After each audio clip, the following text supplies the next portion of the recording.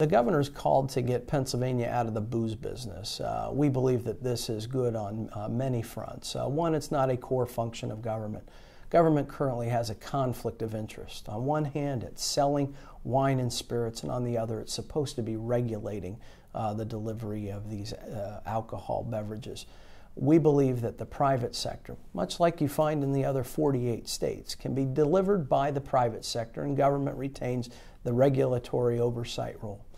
Poll after poll has demonstrated that citizens in Pennsylvania want the government out of the booze business. Overwhelming majorities in the Southeast that are bootlegging, going across state borders to New Jersey and Delaware to find the alcohol, the wine, and the spirits that they can't get in Pennsylvania, risking criminal behavior because of the lack of choice and the lack of convenience in Pennsylvania.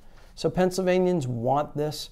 Pennsylvania has been demanding it for a long time, and clearly there is much more impetus for getting this done today than there has ever been. I think it's important that we recognize that beer distributors have played by the rules and that it is important that we not harm them.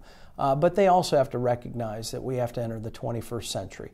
They're already at a competitive disadvantage with grocery stores being able to start to sell beer. So it is time for all the interests to come together and be able to create greater convenience, more outlets, and ultimately create greater jobs.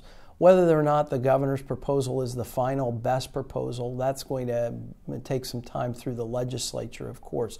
But we believe that what he has laid out is probably the most robust plan that we have ever seen proposed in Pennsylvania. And we're hopeful that this will be the last call for government-sold alcohol.